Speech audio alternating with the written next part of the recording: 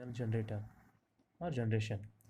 A necessary component of self-timed logic is the circuitry to indicate when a particular piece of circuitry has completed its operation for the current piece of data. There are two common and reliable ways to generate the completion signal.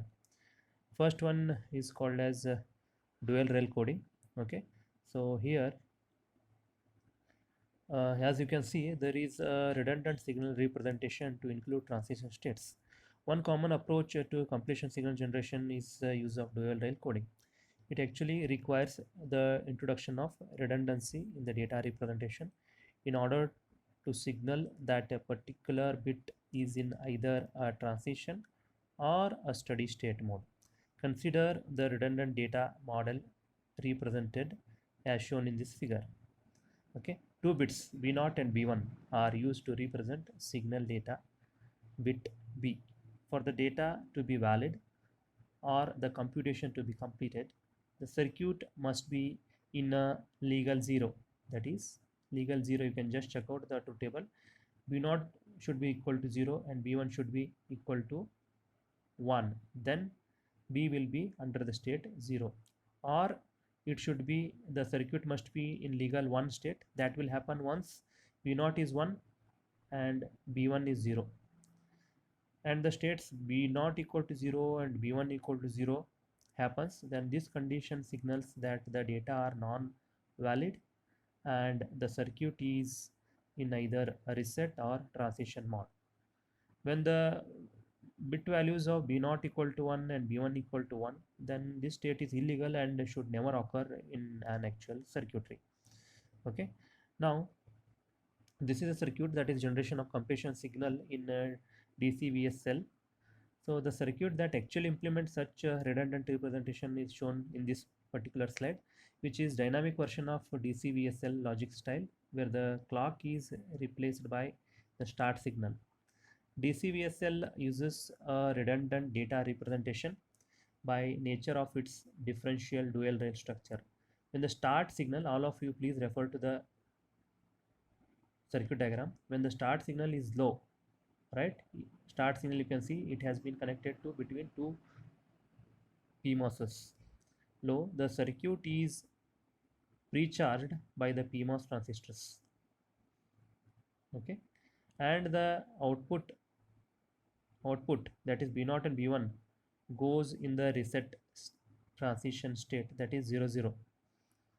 Okay, when the start signal goes high, signaling the initiation of the computation, the NMOS pull down network evaluates and one of the precharged node is lowered, either B0 or B1 but never both goes high, which raises done and signals the completion of the computation.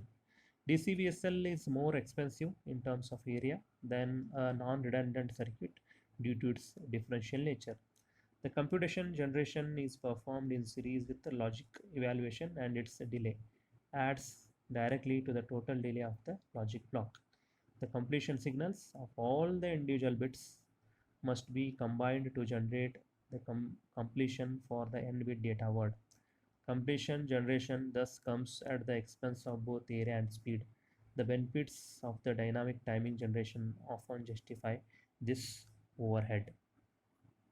Now coming to the self-timed adder circuit, one example they were given. An efficient implementation of a self-timed adder circuit is shown in this particular slide.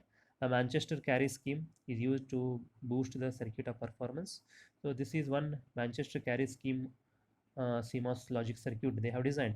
The proposed approach is based on the observation that the circuit delay of an adder is dominated by the carry propagation path, right? So most of the delay has been included with respect to carry propagation path. It is therefore sufficient to use a differential signaling in the carry path. Only use differential signaling in the carry path. No need of using for the other path. The completion signal is efficiently divided by combining the carry signal of differential stages as shown in the figure B. This safety assumes that the sum generation, which depends upon arrival of the carry signal, is faster than the completion generation. The benefit of this approach is that the completion generation starts earlier and proceeds in parallel with some generation, which reduces the critical timing path. All other signals such as propagate, generate, kill, and sum do not require completion generation and can be implemented in a single-ended logic, right? Now, uh, this is with respect to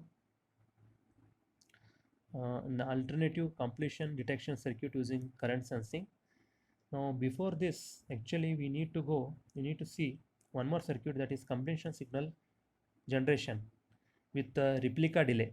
How we are going to use replica delay for completion signal generation. Okay, so while the dual rail coding just described allows tracking of signal statistics, it comes at the cost of power dissipation. Okay, because we are making use of additional circuit. Every single gate must transition for every new input vector regardless of the value of the data vector. A way to reduce the overhead of completion detection is to use a critical path replica configured as a delay element. Now, as shown in this figure, to start a computation, the start signal is raised and the computation of the logic network is initiated. At the same time, the start signal is fed into the replica delay line, which tracks the critical path of the logic network. It is important that the replica is structured such that no glitching transitions occur. When the output of the delay line makes a transition, it indicates that the logic is complete as the delay line mimics the critical path. In general, it is important to add extra padding in the delay line in order to compensate for possible random process variations. The advantage of this approach is that the logic can be implemented using a standard non-redundant circuit style, such as complementary CMOS. Also, if multiple logic units are computing in parallel, it is possible to amortize the overhead of the delay line over multiple blocks. Note that this approach generates the completion signal after a time equal to the worst case delay through the network. As a result, it does not exploit the statistical properties of the incoming data. However, it can track the local effects of process variations and environmental variations.